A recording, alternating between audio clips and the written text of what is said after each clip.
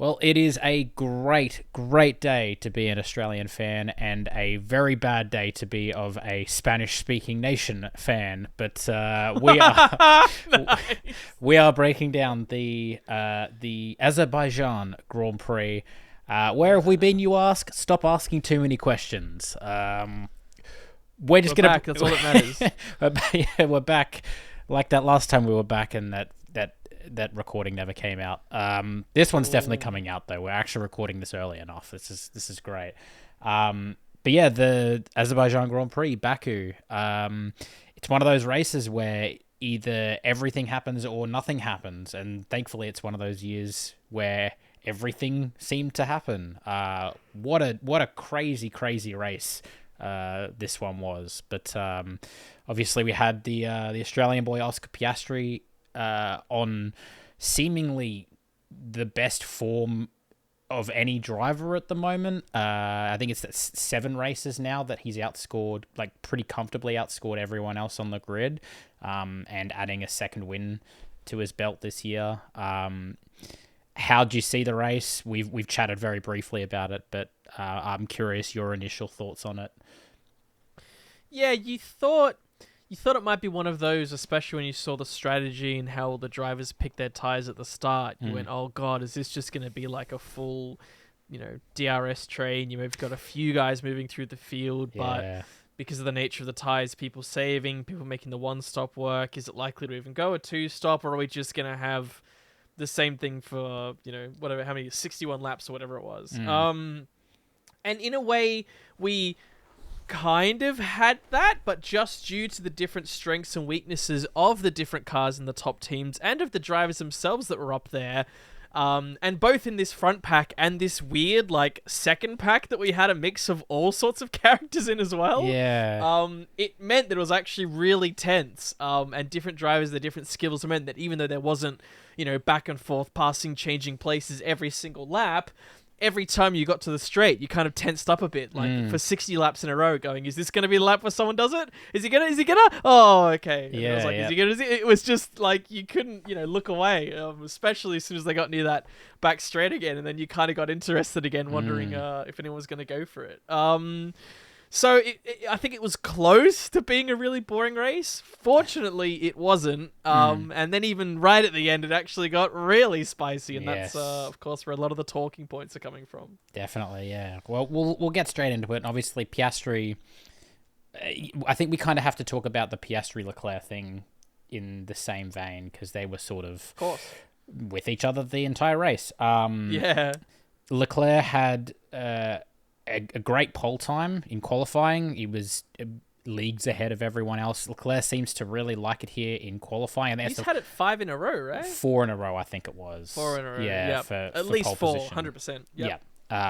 And still has yet to win it. But he obviously really, really likes it around here. And it looked like, for all money, that that Ferrari was just working really, really well, and he got off to a really good start, and he got away from Oscar at the start as well.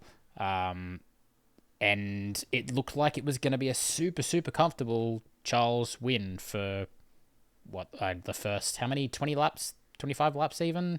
Until the first round of really, pit stops. for the medium stint, yes, he quite enjoyed those mediums where other drivers very quickly and really quickly didn't like it. And to the point where you thought a driver's going to have to commit to a 2-stop here, because some of them barely made it at all on the mediums. And you thought, okay, sure, they're going for an undercut, but if this is all they're doing, how are they going to make a hard last half the rest of this distance? So at that point, he looked comfortable, in control, until I guess we kind of got that first round of pit stops going. But it was I don't even know where to start with this, because it seemed like Leclerc had control of the race, and then all of a sudden after the pit stops, Piastri was just there again.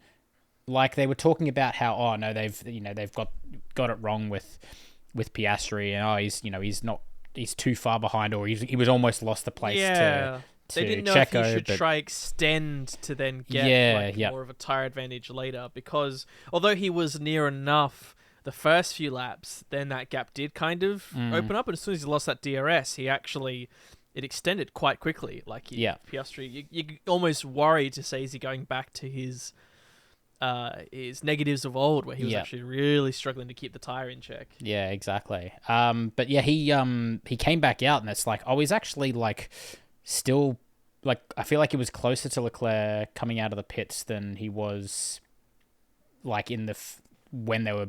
Well, before Leclerc pitted in that first stint. But they were talking about how Oscar's like, oh no, he's going to lose this position to Perez. He was helped obviously by his teammate Norris quite handily, which probably helped him stay ahead of Checo. But I was surprised when he came out, and it's like, there's all this talk about how he's losing time, and he's just giving up the race to Leclerc at the front. And it's like, but he's like right there. He's like closer. And he has way more grip and like way more purchase on that hard tire. And, by the end of the race, we saw Leclerc a few laps from the end absolutely hit the cliff on those hard tires and just completely lose the grip. So it's super interesting, like you say, to see both those cars perform even on just a different tire, how so vastly different that they performed. It was kind of crazy to see, and obviously the overtake that Oscar did on Leclerc to get past him in the first place from roughly 700 meters back, just sent it down the inside. I don't know how the hell he stopped that car before going into the wall. Phenomenal confidence. Unbelievable finesse. There's so many things you could point at that the people are saying, as much as Oscar's shown signs of strength, and of course he was strong in Hungary, but there was still things you can point at. He still had that off, right?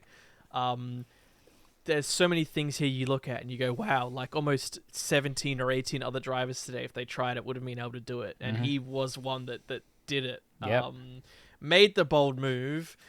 You then immediately thought, well, of course, and this is kind of what he was saying afterwards as well. He was thinking, okay, he's going to be right back by me. We're going to have a bit of a back and forth tussle.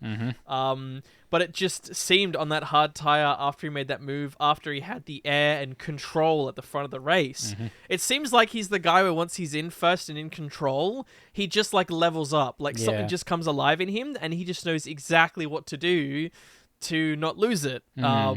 And kind of showed it exactly like that today. It's, I don't know how you can fault it. Like, magnificent. It was pretty well a faultless race. Even they were talking on commentary as well. Like they don't remember him having a little lock up. He had a couple of little moments, but I think he got close to a wall, but almost everyone out there got close to a wall or hit a wall. Exactly. So like it's. If people weren't happy with the Piastri's first win in Hungary because of all the controversy behind it, this is without a doubt he absolutely deserved this win. He was by far the better driver. To be honest, you could even say Leclerc probably deserves it as well. They both deserved it. Both it was absolutely a flat-out fair it. Fight between the two of them. Either if they won would have been amazing, but it was Oscar that did it. Yeah, unbelievable racing. And somehow we had Checo outperforming Verstappen all weekend, and he was well and truly in the hunt for that win. He was still just lurking in the background, staying more or less within that biding 1 second time, range. Biding his time. And I was watching it the whole time, the whole race, thinking he's going to drop off soon. He doesn't know how to hold onto the tires. This is not what he does. Not in these regulations. He's going to drop off, and he just never really did. He was just always there. Until obviously he crashed into Sainz and then took both of them out. But we'll get into that a bit later. But yes, interesting choice of wording there, but that's fine. yes. It's fine. It's fine. It was super, super tense, and I'm like, particularly Checo. It is a track that I think we even talked about it ourselves, just between ourselves. Like if any track for Checo to get back onto the podium, this is the track that he would do it. He does I think they were saying even on commentary last year, this is the one track where he legitimately seemed to outperform Max. And I think of all drivers on the grid, he's statistically, before this weekend, was like the most successful driver here. Yep. Because he has like 2 wins and a few podiums. It was like, Yeah. oh, if you think about it, I guess he has been over the course of averages. Yeah. With Max having that big crash, of course, it helps out. Yeah. But out of everyone there, so... Yeah, so he absolutely likes it here, and it shows that if he can get it right, it's still there. Like, that Red Bull was not... In the hands of Max Verstappen, it absolutely was not a very good car, but like Perez showed that it is still quick around here. He was able to keep up with the 2 fastest cars at the front for the entire race. So when Perez can get it right, when it works all in his favor, he is still quick. It just seems a bit too few and far between at the moment, but exactly. It's good to see it's still there. Exactly. There was a bit of a caveat on Max that with Checo, they kind of went with a safer setup they were pretty sure would work. Right. But with Max, they went with a very out there setup just to try find something, which uses a bit of trying something different. And obviously Max throughout the race having the braking issues, the car lifting off, all of that obviously meant that it didn't really work. And Christian Horner was quick to say afterwards, not to downplay what Checo had done to that point, because he was very positive on that, but to say from Max's side they did try something very risky and it didn't pay off, but they felt that's all they could really. They just... Yeah. It's so weird, like... Just also the context of this weekend that we're talking about Piastri, and what was all the talk before the weekend about, the McLaren team orders things and like, we're going to prioritize Norris for the championship. And Norris and starting... like this isn't a case of like some people understandably are going, oh well, not bad for a number 2 driver, and yes, it's cute because it's the whole number 2 thing and Mark Webber is his manager. But of course, in this case, if the other driver is nowhere, then the best thing the second driver can still do is to win the race. Because ultimately, that takes up a first place slot that would be taken up by the other, his teammate's rival or rivals. This is the thing we've always criticized Perez for, is when they were so dominant, and when Max wasn't winning, he wasn't winning either. So yes, he wasn't the one that was there for taking the win instead, which is what he hasn't done in these races, and why McLaren now coming out of this race, despite Norris having a rocky weekend, they're on top. It still feels weird to see that. They are actually on top. I still, in my mind, almost see them like only temporarily here. Like, you think of what are the top teams, you think of Ferrari, Mercedes, Red Bull, and you go, no, McLaren is kind of like Aston. They're just splashing here for a bit. But it's like, no, they're winning, and it's like 66% of the year is done.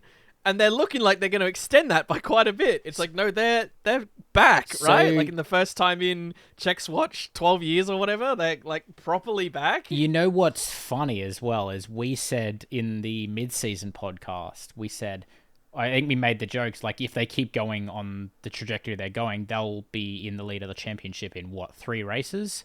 Yeah. It's been 3 races. They're on top of the championship. So... Boy, we are really good sometimes. Boy, we are good. We should record more often. But yeah, it's like you say, it's crazy to think that they're ahead with we've still got 7 races to go.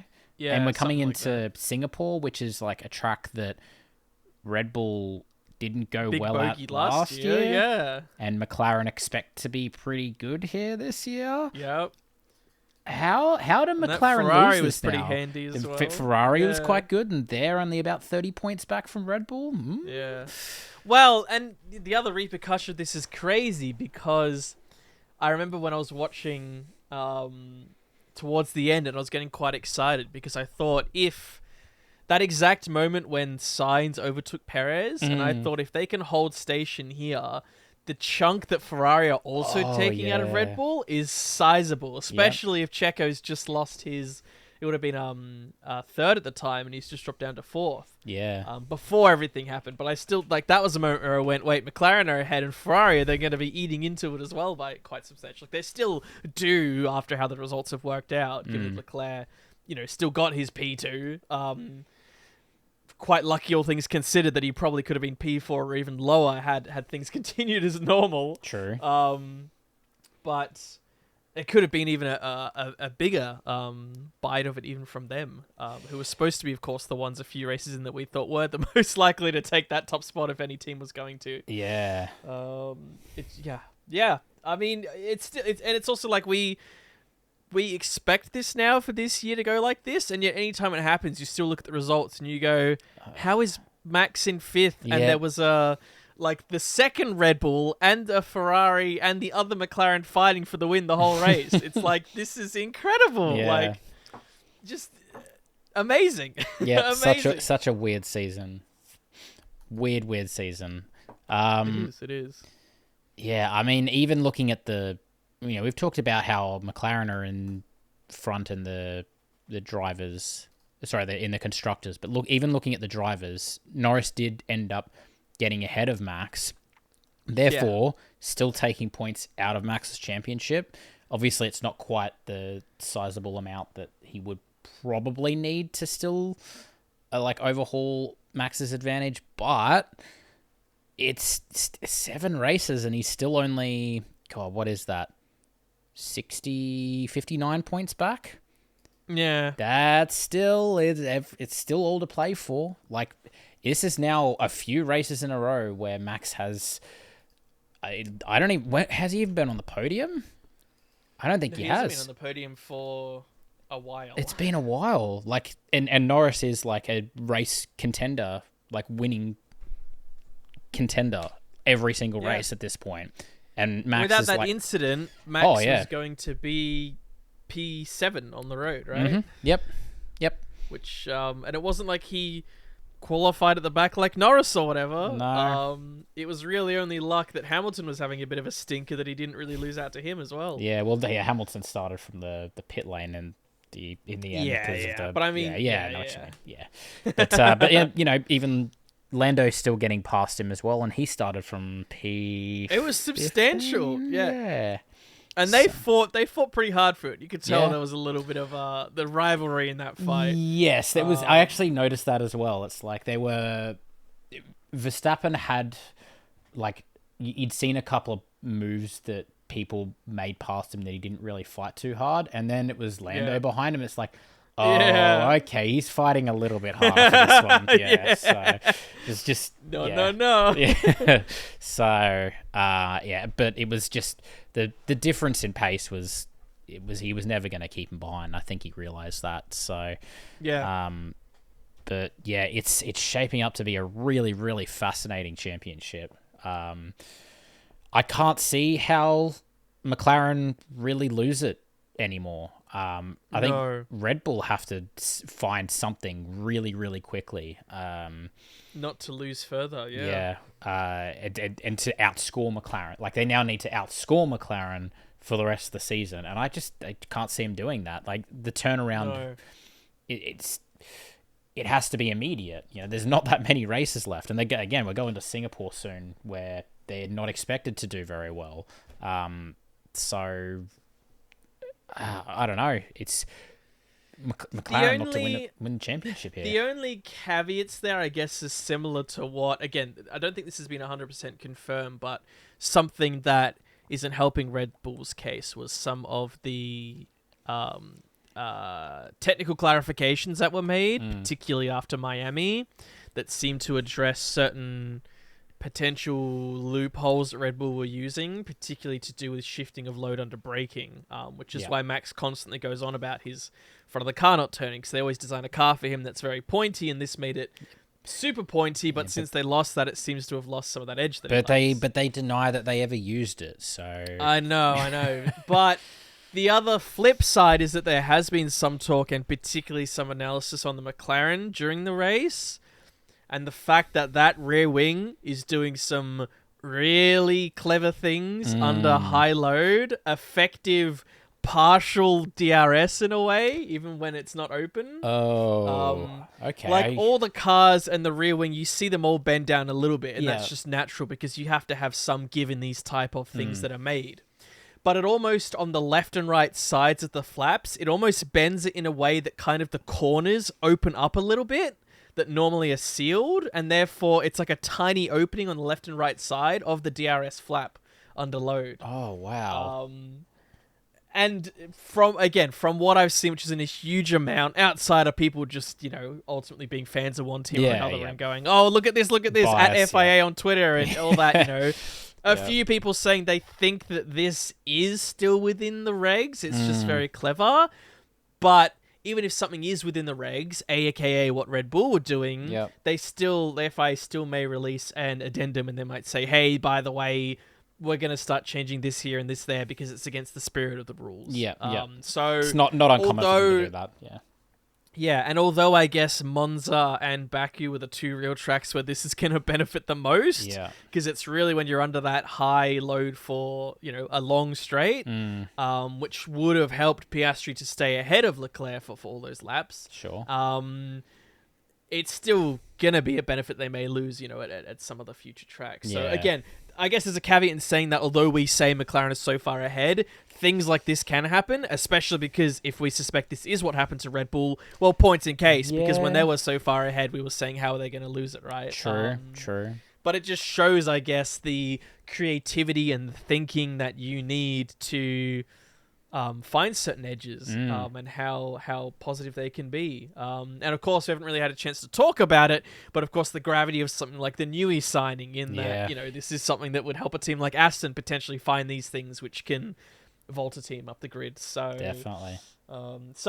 Yeah, it's again, we're talking about the future of the season, but it is interesting. I mean, Norris is still best kept to get there. It's not like this is Piastri then saying, oh, well, now I'm the number one driver. It's like, no, right place, right time. And good that he maximized it. And it helps him because then in the future, if for next year or whatever, he wants to put his hand up and say, hey, can I try be the number one? They go, well, shit, sure, because you did amazing in those few races last year. Go for it, And also that he can be competent to help Norris. Again, we don't have this situation with Max where he might need help and Checo's in P12 not able to help. Norris and Piastri could be, first and second or something, and then Norris, boxes early, Piastri holds up Max in third or something. He can play those games because he's got the racecraft. He can, potentially burn a tire quick or make it last, if he needs to. So he has the skill set now, yeah. It seemed to be what he proved today. Yeah. And full credit. Yep. Yeah. Well, I mean, we've talked enough about that. I want to talk about the Perez Sainz incident. Because obviously it was shaping up. Sainz sort of running his own race for a while, and then all of a sudden it's like we're watching these front three. And all of a sudden, you're like, Sainz is closing really, really quickly, and there's still 10 laps to go, and he's only a couple of seconds back. And it wasn't long before he was on the back of that trio. And eventually, Checo, I think it was Checo who forced the move because he went to try and make a move on Leclerc because I think at this point Leclerc had fallen off the cliff, and he's like, this is his chance to now finally get past and go into P2. Obviously, Oscar had already fucked off up the road. But I think, he tried to make a move. Leclerc defended pretty boldly, which actually allowed Sainz to get through on Checo. And then Sainz was like, actually, no, I want P2 as well, and got really greedy and tried to overtake Leclerc on the next corner as well, I think it was. And that's how he ended up side by side with Checo. And then they came together and took each other out. And I only saw the onboard when I was watching the race. You said there was some post-race analysis, which might change my opinion, and I think it did. Initially, my initial thoughts, I'm going to talk about it, even though I know it's kind of wrong now, but no, you go for it. You go. Initial thoughts, I saw Sainz's onboard, and he wasn't really veering to the left. Like normally you'll see someone sort of turning to the left and you're like, okay, they've just steered into them. He wasn't really doing that. The straight sort of goes a little bit to the left. Like the way the road goes, it goes a little bit to the left anyway. So he was sort of just following the contours of the road.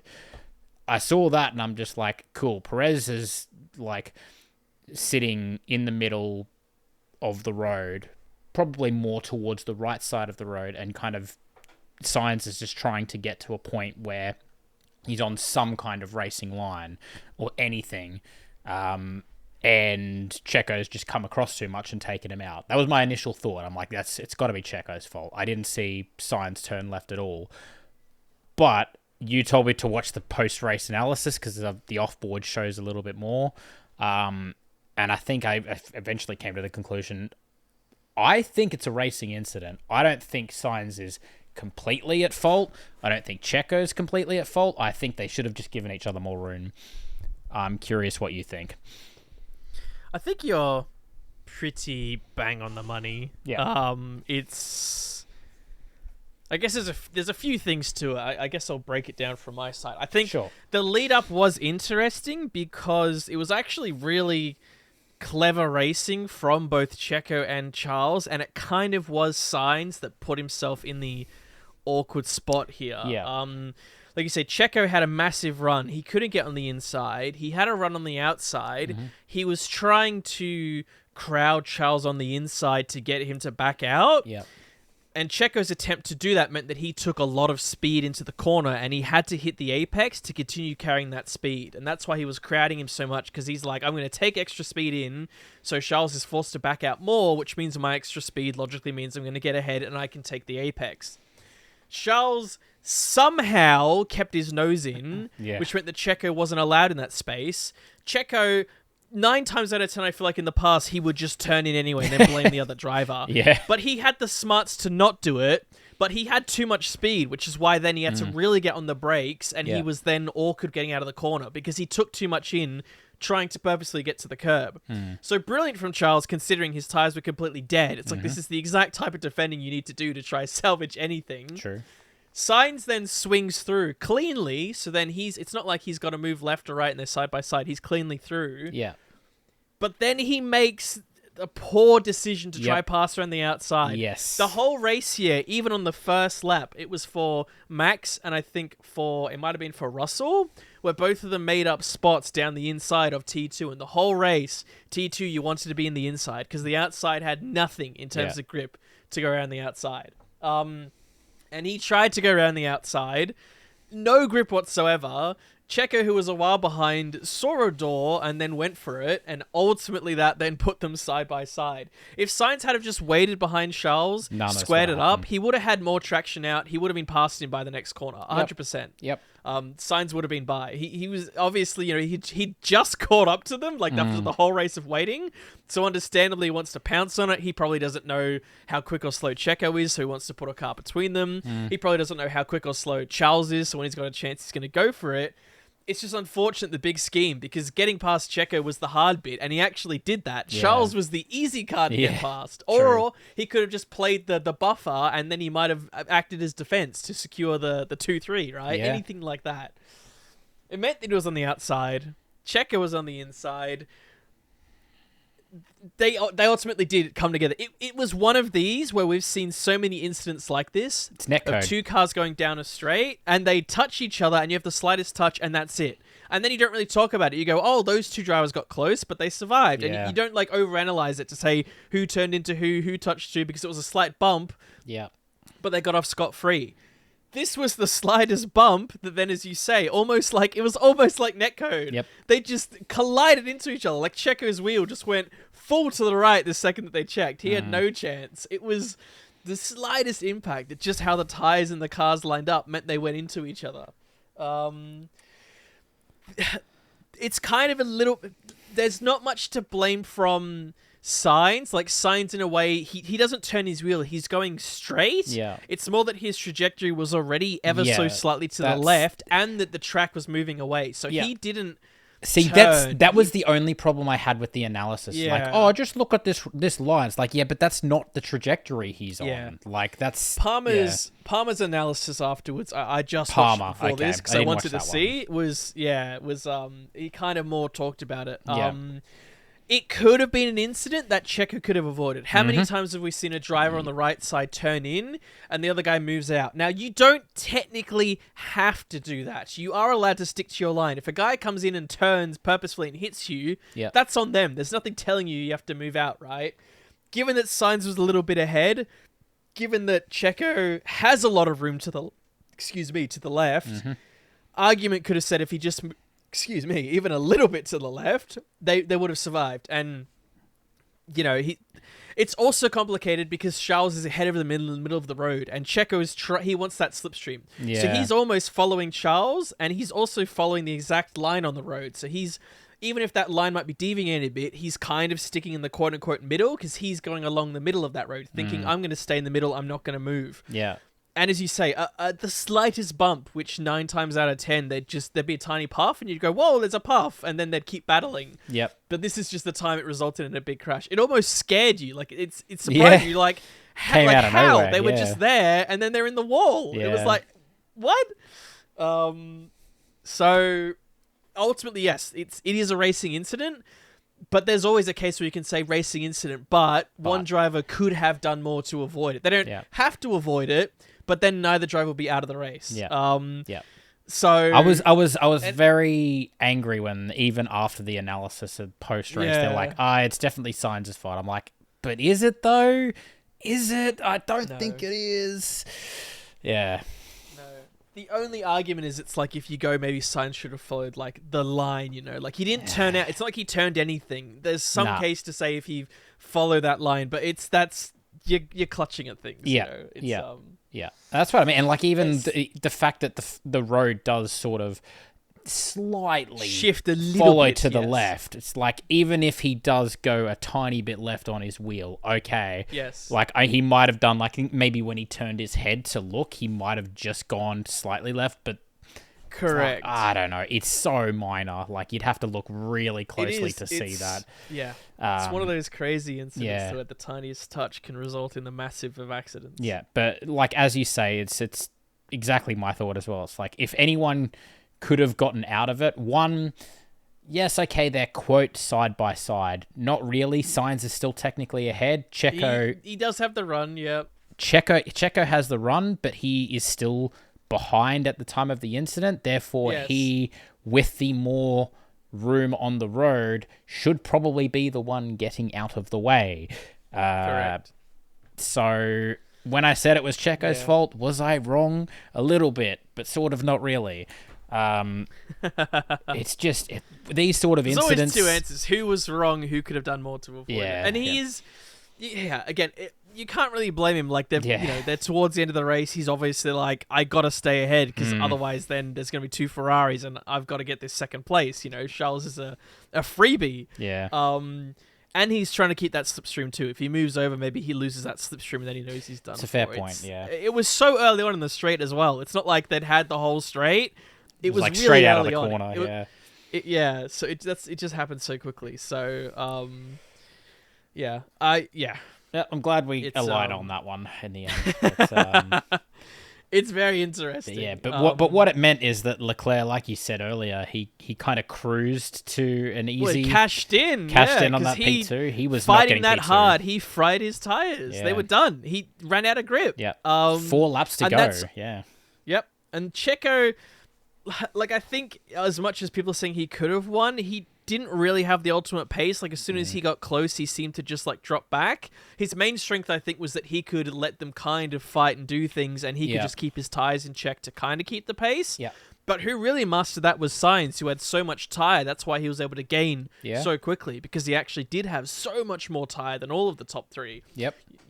So you'd argue that if Checo was at his top A game, he probably should have gotten through the 2 of them, probably much sooner than kind of that end bit. Yeah. He was probably he probably should have been P2 Sainz in the end. Yeah. Who ended up in P3 in the end? The one who always seems to pick up the pieces when there's a big crash ahead. Mr. George Russell. Wow. How does he always finds himself in these scenarios? Right place, right time. Right place, right time. Hey, this is what Mercedes did last year, right? If you're not going to be at the top, then be Pick there up the pieces, to grab what you can. And it is interesting for Mercedes because it wasn't that long ago. Again, How good were they looking? Yeah. They looked like they were going to be the race contenders, and now where are they again? Yeah. What happened? Yeah. It was only a few races ago. I know, and they don't seem to be as lost by it. Like they kind of come out of the race and they kind of get it and they understand it. So it sounds like it's more they, at least now understand the limitations rather than either, the worst case is when they would do well and then they'd go, we don't know why we've done well. And be like, okay, well that's not a good sign. But now they're like, we've done poor, we know exactly why. This isn't our track, we didn't set up for it, whatever.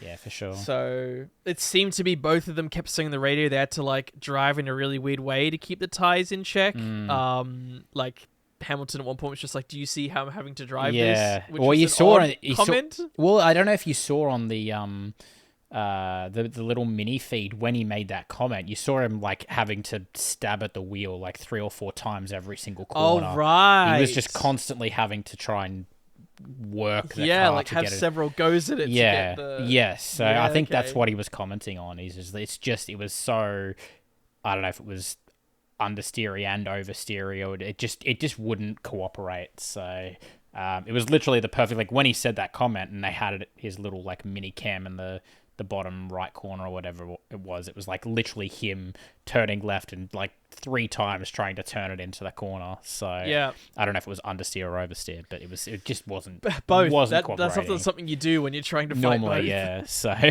and it didn't look fun to drive. So the fact that he he managed to come home and score any points in the end is probably a bit of a miracle. Which I guess he wasn't going to if Sainz and Perez had not crashed, because he probably would have finished just outside he would have finished P11, I think. So not an amazing race for Hamilton, and Russell obviously somehow still just picking up the pieces. Didn't really talk about Russell at all race, or really didn't see him. No, he was kind of running his own, doing his own thing, and Norris only 5 seconds behind him as well. So McLaren had pace. He did pull something together, and it was interesting having Albon kind of, as much as he had a good weekend, he was admitting that he lost a lot of time being caught up with drivers he didn't want to be caught up with, and he just couldn't find a way to get ahead of them or behind them. Well, he couldn't get ahead of Alonso, right?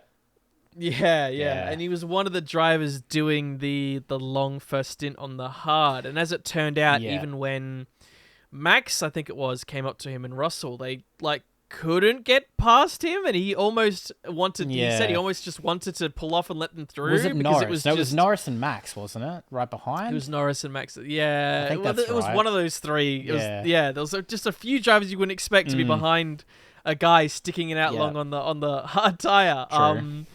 But I guess the front speed and the nature of almost what we thought would happen to all the cars where we had these DRS trains, this was like that, but to the nth degree. Like they just couldn't get by him. And ultimately meant that he couldn't get Alonso, and maybe he could have otherwise. Alonso, it's interesting where Alonso can finish P6 or P16, and there's still not much to say about him, but at least it was a pretty good weekend by his standard. Yeah, I think that qualifying lap of... God, where did he qualify? Like P5 or P6? Fifth, fifth. It's out of nowhere, even though they're shit the classic. entire time, and then he just pulls out a god lap, and I think that's the only reason he finished where he did. I know that Albon and Colapinto both were kind of just stuck behind Alonso, because I guess he must have just set up his car for big, like low downforce, so just couldn't get overtaken on that straight. Exactly. And it worked. It did work. And I guess you mentioned a few drivers there, a few rookies, of course, with 2 of the top drivers crashing out. And again, Colapinto, what a fucking what a weekend. race. What a race he had. That's I think this was another one unbelievable. that it must have been Albon was saying, where on these weekends, we said this at the start of the season, on these weekends when 2 cars that normally take up the top spots crash out, the rest of the guys really can cash in. Yeah. And it was interesting. I have been slightly salty by this, and I kind of wanted to save my thoughts to talk through in here. I may have expressed some of my frustration in certain communities that we participate in with others about this. Right. The fact that Sainz and Perez had a big crash, and they let the whole field go through under double yellows. Including many drivers that were nose to tail still racing to try and get points. Right.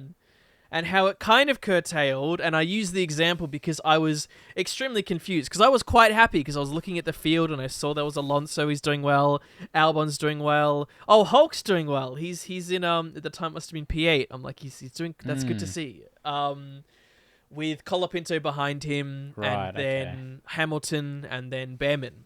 And he was about 4 or so seconds ahead of Colapinto with like 2 laps to go. And then there's this big crash and a calamity, and then they cut back, and it's Hulkenberg P11. I'm like, hang on a second. That. I'm like, he was, not only should he have gained places from where he was, but he's P11? I'm like, what's going on here? So I went back in the footage, and the replay was so long that it kind of, you didn't see most of what happened. Yeah. But what I did notice was just before that accident, I haven't been able to find it. He must have made an error. I think it's a T1 because Colapinto was about 4 seconds behind, and then it updated. It jumped to like 1 second behind. Right. So he must have made some sort of error for Colapinto to catch up to him, because by the time they got to that wreckage, Colapinto was ahead of him because the immediate 2 cars behind were Hamilton and Behrman. Right. And then they went over all this wreckage. Hulkenberg whacked into something and actually got a bit of air on the front. His car kind of lurched up in the air because he was running over all this garbage on the floor. And he then didn't speed up because he assumed it must be, like, he's just lurched up, he's checking if the car's okay. He assumed they must be throwing some sort of VSC or red flag. Yeah. But they don't. Hamilton then steams down the side of him, and then Behrman, to his credit, makes a beautiful move down the inside of him afterwards. So as much as it was credit to Hamilton and to Behrman for doing it, I think it's also stupid because he got stuffed because he's trying to be cautious. He's just ran over something which has thrown his car in the air, wondering what the hell's going on. He's then got cars passing him that are still going at racing speed right after. Yeah. And it's not until they basically get to the end where they call it. And as much as it's kind of been shrouded over, that type of incident, I don't know why immediately, I thought immediately it's going to be safety car. We're going to finish under safety car. Yeah. And the whole time in the replay, it's just still like green flags and only local yellows. I'm like, the whole field is coming through and there's shit everywhere. Yeah. I'm like, okay, they've been good for so long and this is what they're doing? Like, really? Like, they even red flagged free practice for this tiny little metal bit that was on the track. The tiniest thing. And you went, well, at least they're being safe, you know? But in this case, I'm going to be extra salty because the driver I like was affected. Of course. I'm totally aware of that. Yep. But if it happened to any driver, I'd still be like, okay, like that. What are you doing here? You know? It's, yeah. Wow, I wasn't aware of that. Yeah, that's pretty messed up. Yeah, they should. You see that accident, and that should be an immediate, at least virtual safety car. But like, it's obviously going to go to the end of the race anyway. So you just throw whatever. The VSC exactly. It's like you're just encouraging people to race through there because then they're probably going to think there's going to be a safety car soon. Yeah. So let's just drive through and try to take advantage of people driving through all the mud. Yeah, that's fucking stupid. Yeah, I don't agree with that either. Like, at least, you have a bit of a sour taste. You have the lap 1 incidents where it's like, oh, okay, there's double waved yellows and they don't throw them straight away because they know there's literally no cars going through there. They're just like, okay, we'll let them race for 2/3 of the lap or, most of the lap before we throw it. Because there's literally no one there. Then we can assess whether or not we want to throw a VSC, a safety car, red flag, whatever we want to do. Correct. Fine, I get it. This, you can't. You just have to be like, this is obviously something. We just need to throw something. Just throw a VSC. Again, we've had this conversation in the past. If you're not sure whether or not it needs to be a full safety car, but it's definitely going to be something, just throw the VSC and then it can turn into a safety car. We see that shit happen all the time anyway. Like, just throw the VSC. And then you don't get fucking incidents like this. I didn't know that happened. That's annoyed me now. You got me riled up. Yeah. I'll try to find I was actually helped out. I got clued in to look at the interviews because when they were interviewing Hulkenberg, they actually showed specifically when he went over. Again, I haven't seen what happened to him with Colapinto because Colapinto was ahead at that point and he wasn't 15 seconds prior. So I can only assume he made an error even just before that, which let Colapinto through. And then this was, just ice on the wound. And again, on a weekend where that could have been, Hulk cashing in decently for the team, especially Yeah. with Williams looking pretty strong, overtaking Alpine now. That's not something you thought you'd hear in a while. Williams overtaking Alpine in the constructors. Yeah, that's nuts. But it's full credit, Colapinto and Albon. The fact that we're saying both of them, like, Yeah. you know, when was the last time both of them qualified in Q3 together? Like, Yeah. two Williams, you know, That's never. what I mean, yeah. Like, I don't think it's ever happened. Yeah. he's it paints this thing in a whole different picture, because it's like we don't really look at F2, and often we go, oh, even the F2 champion isn't getting in. But then if you have the likes of Colapinto coming in, and even Behrman, and you look, even like Behrman isn't doing that, you know, great. He's okay in F2, showing some glimpses. Colapinto's But he's doing okay, some yeah. shit which is phenomenal in Yep. F1. And it's like, maybe just replace the whole F1 grid with the whole F2 grid, and then the majority of them would do better. Yeah.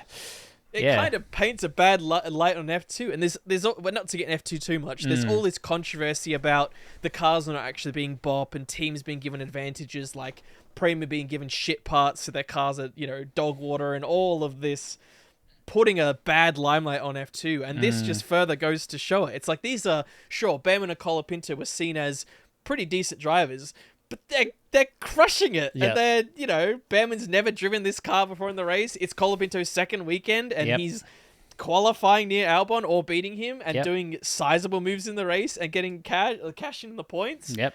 Like, wow, okay. Yeah. It just widens the whole view of how we look at drivers in the driver market, I feel like. Does seem that way, yeah. And even mentioning Behrman, the stat that I really liked is I think it was Harry Benjamin that brought it up. It's like, if he gets points in this race, he'll be the first driver to score his first two sets, like score points in his first two races for two different teams. Yes, correct. Which is a really, the fact that he got that P10, that's a really cool stat to hold as well. Yeah. So, and he was honest afterwards, saying that although he started ahead, he didn't really, like, even the first stint, he said he was being way too light on the tires, and when he took them off, he actually had a lot of grip left, and that kind of helped his pace in the second stint once he realized that. But again, this is his first race in this car with this team. You're not going to slap him too hard because he isn't using the tires right. And he did well by Hulkenberg. They asked him to move out, and he did it. He's no problem at all. You know, he was there to support the team. In a way, he did get lucky from the incident, from being, you know, getting points, which is good, but he was still there to claim it. You know, you might even argue on some weekends Magnussen wouldn't have been there to grab it. So, true. As much as there are still some question marks on signing him, this obviously, you know, fortunate in his case for Magnussen to have to step out for a race. And to show that, actually this isn't the worst signing. And the other side of it is you've got Audi sitting there going, wow, actually, we've got some creme de la crop to pick from, and you know, they were looking at we talked about, they were looking at another F2 driver, Bortoletto, right? Yes. But now they're like, well, Colapinto's actually got a proven track record, and maybe they look at a few other drivers going, actually, who else is doing quite well with them in F2, because Paul Aron, these guys seem get pretty Paul good. Aron in there. We need Paul Aron. Yep. No, he needs to pick up his act a bit. Yeah. But as much as even Bottas, I think, thought he was pretty safe on that seat, I think he's now got 4 or 5 rookies that they're kind of going to be deep evaluating over him now. I think he might be in a bit of trouble, eh? He seemed a sure thing, but I don't know. Schwartzman we named as well, right? Bonotto was looking at Schwartzman for that seat. That was that's a weird one too. Man, I don't even know. It's another rabbit hole we can go down. The driver market was already interesting, and as I say, it's interesting. And I guess then you go, and Albon's moving to that seat next year, and even that you go, wow, good thing that Albon did sign at that time, because if Colapinto had to come in any sooner, they probably would have gone, well, this is a no-brainer. This kid's great, you know? Yeah. So they're almost a little bit like, damn it, like Sainz, of course, is going to be great, but we got this rookie here that actually could be a superstar for us in, 4, 5, 6 years if he's going to stay on for the long term. Yeah. And he may just take a back seat, but then you go, well, Sainz isn't going to be there for 1 year. Albon's going to want to stay on, obviously. Yeah, so that makes it tricky for him. What does he do? Yeah, that was the other question. It's like, he could go into the test and reserve for next year or whatever, but it's like it's 4 years. It's exactly the same issue we have with like any McLaren juniors. It's like, okay, where do they put him in the next 6 years? Yeah, like where's the junior team? Exactly. Yeah. So, but I mean, he's proven himself. 2 races? He's doing the same things that that Liam Lawson did when he came in. It's true. I think it's a very similar comparison that you can make. Lawson did exactly the same thing. He was right with a teammate in Tsunoda that was at the time he was doing quite well, and he was outperforming Ricciardo. And it was one of those where it's like, if he can come in and be as fast, if not faster than Tsunoda, then we know he's a real deal, and he was. And Colapinto is as fast as Albon in 2 races, coming in halfway through the season. It's not even. And Albon's no slouch. He's at least, you feel like, a pretty proven record. Like some drivers have gone up against like, I can't think of one off the top of my head, but sometimes you think, he's strong compared to his benchmark, but then another driver comes in, you go, okay, actually, he's not that good. But you'd be far strong to find anyone that thinks that Albon might be an unknown quantity. It's also solid quantity. It's also like from the Lawson was already pretty hyped. Like he was a real one of those like, he's gonna be an F1. Like he's a big talent, and we know he's really quick. Correct, and he was just like bossing every category he was in. Colapinto was just sort of on no one's radar. And I think that's what makes it more impressive, is the fact that no one really had him in mind, and everyone was like, he's just going to come in and be another Sargent, especially after his FP1 crash.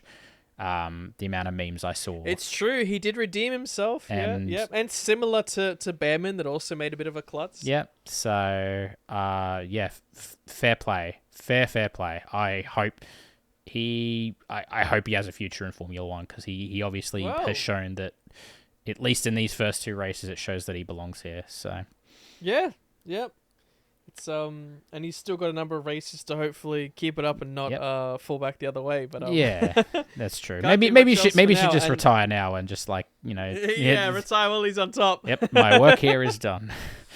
Exactly.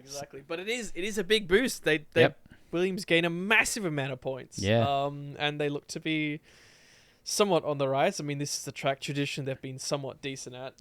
But it still bodes well. Yep. For sure. We'll have to see.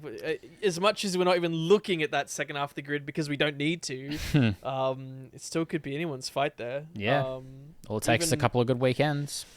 Yeah, and even when we thought, teams like RB would be so strong, it's like, where were they? Like, Yuki had an unfortunate incident with Stroll, but it's not like he was doing that, ecstatically quick. That was the other note I had. It was Stroll Yuki contact, and the only fucking note I had there is Stroll as a numpty. So, I mean, if you're like 2 laps to go and you go for that move, okay, but it's like the opening lap. What are you doing? Yeah. What are you doing, bro? Yeah. Stroll moment. But, like you say, the RB's been pretty underwhelming. The Aston's been pretty underwhelming, except for when Alonso can somehow wrangle it into the points. And actually find a good strategy. Yeah.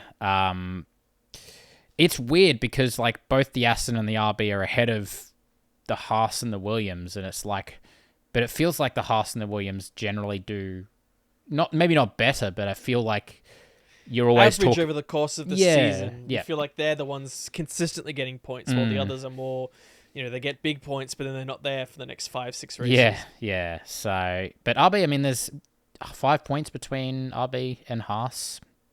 I don't really know where RB's going to get their points from, and I can see Haas grabbing enough points to take them, take P6 from them for sure. And I can definitely see Williams, particularly with Colapinto on form now. I guess you could argue if Sargent was in Colapinto's form, or if Colapinto had been there for the whole season, you could probably argue that they'd be up where RB is and probably fighting for that already. So yep. You can't underestimate how having your teammate nearby can. How many times have we seen that with Haas? Where Hulk scored well and Magnussen actually played a pretty sizable part in helping it. Yep. Didn't have that at all. You could have had that a few times, which might have bumped up Albon a place or two, and that's big. Exactly. Again, to his other point, he was saying that sometimes you're only fighting for 1 versus 2 points, but when you come up to something like P7, you're actually, it starts to almost go up exponentially. Like it's not just 3, 4, 5. You get 1, to 4, 2, 8. 4. Yep. It can get pretty substantial pretty quickly. Yeah. And that's where you can make the title deciding, championship. No, there's the wrong words to use, but that's when the the best result of your season can come from. Like what can decide a 6th versus a 9th in constructors. It sometimes can just be one really solid good race, P4, P5. Yeah. Yep. Unless you're Kick Sauber, in which case you're going to sit at the bottom and... In which case you're looking into the future. You don't care about this year. Yeah. They've looked so shit. Scare. It's so disappointing, this year. Yeah. They're not going to get a point. Yeah.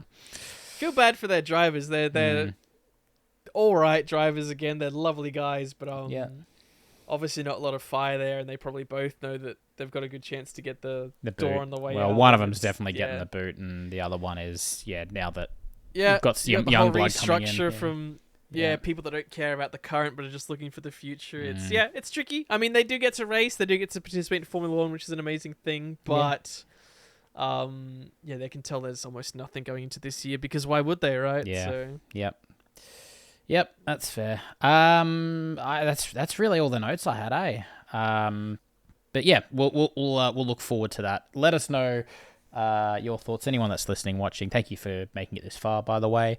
Let us know your thoughts on the Azerbaijan Grand Prix, the Baku race. Do you enjoy the fact that Piastri has won another one like we did, and that's the only reason we're coming back is because an Australian won again, and we're actually going to retire again until Oscar wins his next race. No, we'll let us know what you thought. We'll be back very, very shortly with the Singapore Grand Prix preview before another break. This one not our break; it's actually a forced break of a few weeks. So. But thank you for being patient with us. Thank you for listening. Thank you for watching. And we will see you very, very soon. Take care. Bye-bye.